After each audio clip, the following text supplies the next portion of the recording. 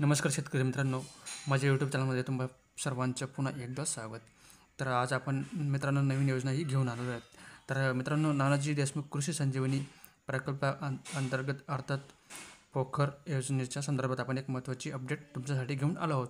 महत्त्वाची माहिती घेऊन आलो आहोत. मित्रांनो, आता लवकरच सुरू होणार आहे पोखर योजना. 2 टप्प्यामध्ये राज्य शासनाच्या माध्यमातून शेतकऱ्यांना अर्ज मागवले जाणार आहेत. मित्रांनो, दिनांक 22 जून 2025 पासून पोखरा योजनेचा पोर्टल हे सुरू होणार आहेत.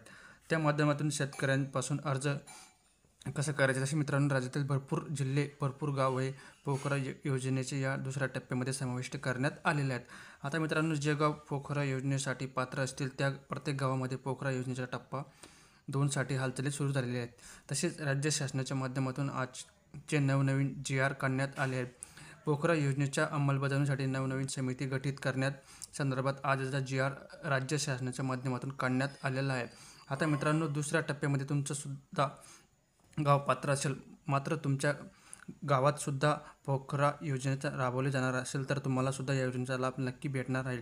तर आता मित्रांनो, या योजनेचा लाभ घेण्यासाठी नक्की कोणकोणती कागदपत्रे शेतकऱ्यांकडे असणे आवश्यक आहे याच्या संदर्भातील माहिती मी तुम्हाला या व्हिडिओच्या माध्यमातून देणार आहे. त्यासाठी हा व्हिडिओ कुठेही स्किप करू नका, शेवटी नक्की पहा. आणि जर तुम्ही माझ्या चॅनलवर नवीन आलेले असाल तर चॅनलला नक्की सबस्क्राईब करा.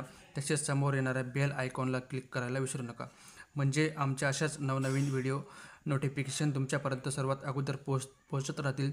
तर चला मित्रांनो, शेतकऱ्यांना लाभ घ्यायचा असेल तर त्या शेतकऱ्यांकडे कोणकोणते डॉक्युमेंट असलेले आवश्यक आहे, तर याच्या संदर्भातील संपूर्ण माहिती जाणून घ्यायला आपण सुरुवात करूया.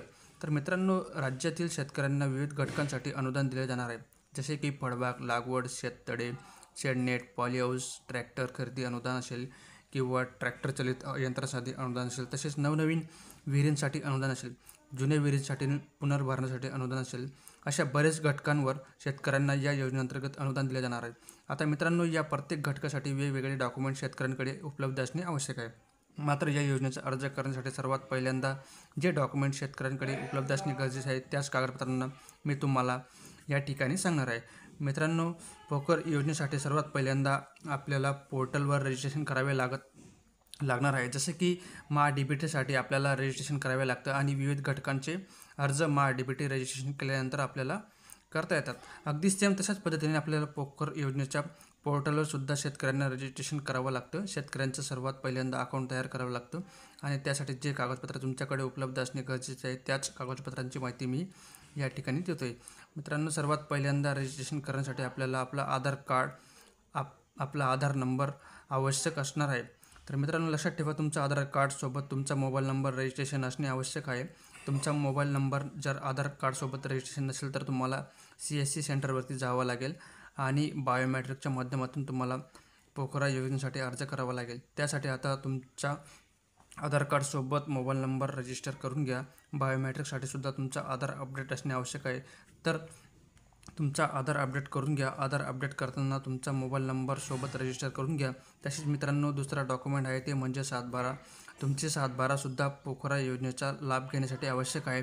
तसेच मित्रांनो, तिसरं डॉक्युमेंट आहे मित्रांनो तुमचा 7/12 आणि तुमचं डिजिटल असेल तर तरीसुद्धा काही अडचण नाही.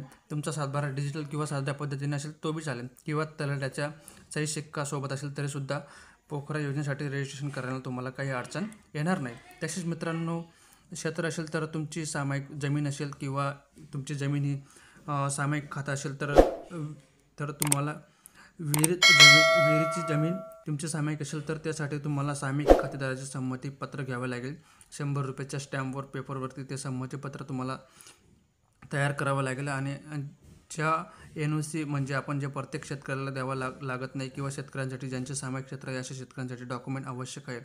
तसेच मित्रांनो, तुमचं खातं आधार कार्डसोबत रजिस्टर असलेले पाहिजे, म्हणजे MPCI सोबत लिंक असेल तर बँक खातं पोखरा योजनेमध्ये द्यावं लागणार आहे. तसेच तुमचं बँक खातं हे MaDBT सोबत लिंक असणे सुद्धा गरजेचं आहे, कारण की आपली जी अमाऊंट आहे ती योजनेची पात्र असलेली जी सबसिडी जी अमाऊंट असेल ती आपल्या MaDBTला लिंक असलेले जे अकाउंट असेल त्या अकाउंटला मिळणार आहे. तर मित्रांनो, घटकासाठी डॉक्युमेंट लागणार आहे, तर ज्याची माहिती आपण या प्रत्येक घटकाचा अर्ज कसा करायचा याच्या संदर्भात माहिती घेताना नक्की घेणार आहोत. तसेच मित्रांनो, ज्यावेळेस पोखरा योजना 2.0 सुरू होईल त्यावेळेस आपण पोखरा योजनेचा लाभ नक्की कसा घ्यायचा, प्रत्येक घटकासाठी आपण कशा पद्धतीने अर्ज करायचा, वेगवेगळ्या व्हिडिओच्या माध्यमातून आपण अर्ज कसा करायचा याच्या संदर्भातील माहिती आपण घेणार आहोत.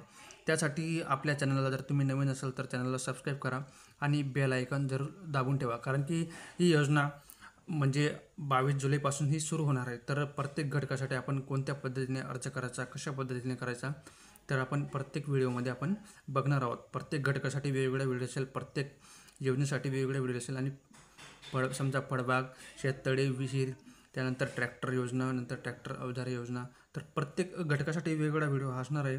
तर चॅनलला सबस्क्राईब करून ठेवा आणि बेल आयकॉन जरूर दाबून ठेवा, कारण की आमची एकच इच्छा आहे की सर्व शेतकरी बांधवांना या योजनेचा लाभ जरूर व्हावा आणि आपले शेतकरी जे ते चांगल्या पद्धतीने शेती करू शकतील. तर धन्यवाद मित्रांनो. जय महाराष्ट्र.